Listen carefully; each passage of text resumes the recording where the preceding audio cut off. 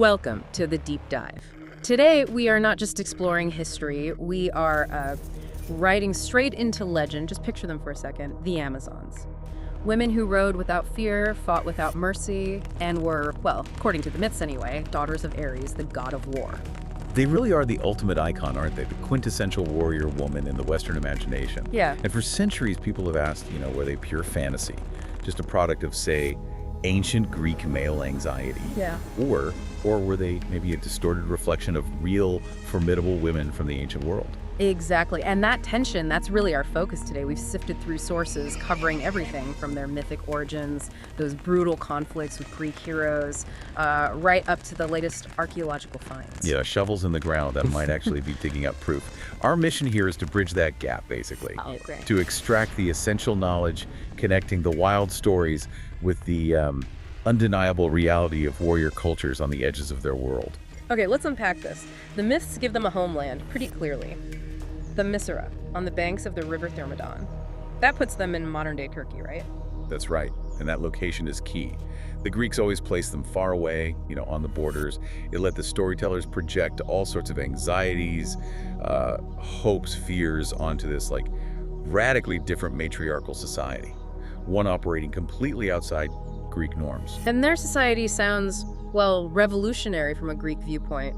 Girls trained from childhood not for weaving, but for archery, swords, and horsemanship. Their values were strength, freedom. Absolutely. And they actively rejected the core Greek institution. Traditional marriage, patriarchal control, they lived by their own rules, sometimes using men just for procreation, which for a Greek society obsessed with lineage and civic duty, that was genuinely scary stuff. Okay, now the detail everyone seems to remember, the name itself, Amazon. It's often linked to the Greek amazos, meaning Without breast. yeah. And this is where the myth gets very specific and pretty graphic. The legend was that they'd remove or cauterize their right breast so it wouldn't interfere when drawing a bowstring. But people used to cite that as actual historical fact for ages. Why are scholars now so sure that specific detail is, well, just symbolic? What breaks down the physical argument? Well, for starters, it's just not necessary physically. Archers today, or historically, don't need to do that. It doesn't really impede you. Plus, you look at the artwork. Greek vases, sculptures from the 5th century BCE onwards. They show Amazons, often in sort of adapted male armor, but they're depicted as physically whole women. Ah, okay. So the missing breast wasn't literal description, it was more of a narrative choice? Precisely. It's likely an imaginative addition by Greek storytellers. It's there to explain why they're so powerful, Yeah. The removal symbolizes this intentional sacrifice of traditional femininity to gain martial strength. For the Greeks, maybe a woman couldn't be both fully feminine and a dominant warrior. Something had to give. So if their society was revolutionary, their interactions with the Greek world were just violent. They don't just pop up in myths peacefully coexisting. They're always these formidable opponents, and defeating them seems necessary to prove the hero's worth. Absolutely. These clashes were like the ultimate stress test for Greek manhood and the whole patriarchal system. It Yeah. shows this intense fascination the Greeks had with powerful women, but also the absolute need to ultimately crush that power. Let's look at case study 1, Heracles, mighty Heracles.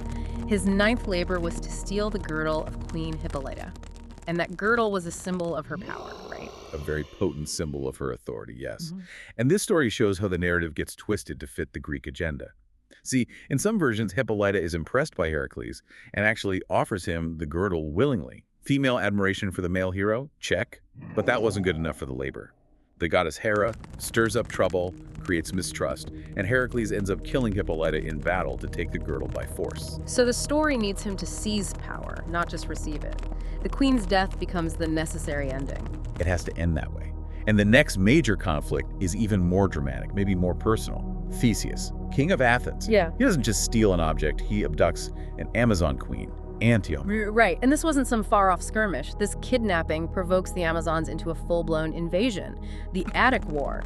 They nearly captured Athens itself. They brought the fight right to the Acropolis. The sheer audacity of that threat really highlights how dangerous these women were perceived to be. An existential threat, almost. And again, look at the outcome. Antiope is abducted, then she's forced into Greek society as Theseus' wife's subordination via marriage, and then eventually she dies in the fighting anyway. The female challenge is dealt with by force, then domestication, then death. But the story that really captures the imagination, maybe the most poetic one, is Penthesilea at Troy. Right. She shows up late in the Trojan War, fights for Troy, and is killed by the greatest Greek warrior, Achilles. Ugh, Penthesilea. Yes, as told in the epic cycle, it's just pure tragic irony. Achilles defeats her in single combat, but it's only when he removes her helmet, sees her face as she's dying, that he falls instantly deeply in love with her. Wow, that detail. It tells you so much about the Greek perspective, doesn't it? They felt compelled to destroy this female power to maintain their order. But in that very moment of destruction, they admit its beauty, its worth. They desire what they have to conquer. Exactly. The implication is fascinating. The Amazon is perhaps only truly admired when she's defeated, powerless. These repeated defeats in the myths show the Amazon as both this fantasy of strength and a stark warning against upsetting the established order. It's a perfect example of filtering history or maybe anxieties about women through myth. But okay, this is where we pivot. We leave the structured myths and get into the dirt and bones. For centuries, scholars were pretty comfortable just calling Amazons pure myth. They were. But, the ancient historian Herodotus, he actually offered a clue, a bridge. He wrote about Amazons encountering Greeks, being defeated, sure, but then joining up with the nomadic Scythians and founding a new tribe, the Sarmatians. That pointed researchers away from Greece and towards the vast Eurasian steppes. And that shift has been, revolutionary, hasn't it? We're talking archaeological discoveries across this huge area, modern Ukraine, Russia, Kazakhstan. Huge area, yes. And the evidence is specific, it's compelling, because it doesn't just suggest warrior women, it confirms them. Archaeologists have found graves, Scythian and Sarmatian graves, dating from around the 6th to 4th centuries BCE. That lines up perfectly with the time frame of the Greek myths. And these aren't just like women buried with few trinkets. These are women buried identically to male warriors, right, with actual weapons. Exactly. Battle axes, arrowheads, daggers, even armor in some cases. And crucially, their skeletons often show the marks of a hard martial life. We found remains with healed and sometimes unhealed war injuries. There's one really striking find, a girl, maybe 13 or 14 years old, buried in the southern Urals with a quiver full of arrows and an iron dagger. She wasn't unique. It seems to have been part of the culture for women to be involved in warfare. So these nomadic cultures, expert horse riders, the rigid gender roles you saw in, say, Athens just didn't apply in the same way out there on the steppes. They were traveling, trading, fighting alongside men. It seems so. The demands of nomadic life likely required more flexibility. The conclusion's pretty powerful. The core truth of warrior women, it seems, did exist.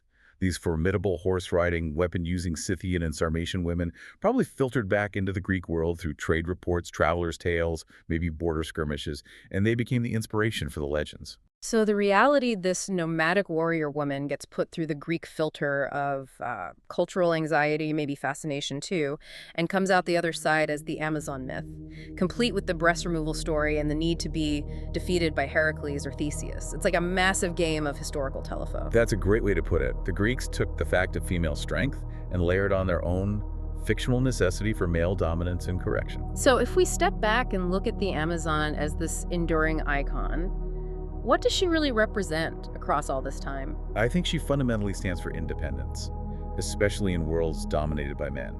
She embodies the possibility of societies working totally outside the established norms, Greek norms, later Western norms.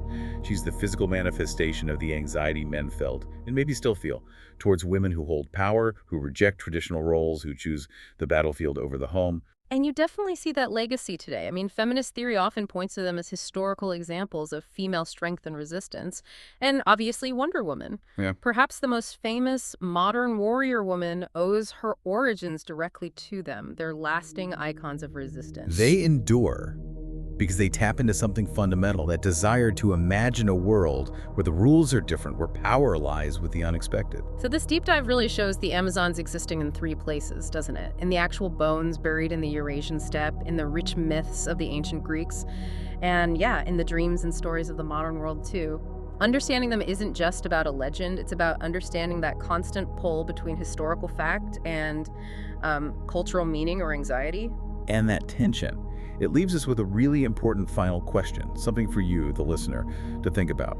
If the archaeology strongly suggests that real warrior women existed among these steppe tribes, why did Greek mythology universally ensure that every single major encounter with a Greek hero, Heracles, Theseus, Achilles always ended in the Amazon's defeat or her abduction or her death. What does that consistent outcome tell us about the culture telling those stories? About its foundational beliefs, maybe its insecurities? It's definitely something to mull over the next time you encounter a modern story about female power. That's all for this deep dive. Stay curious.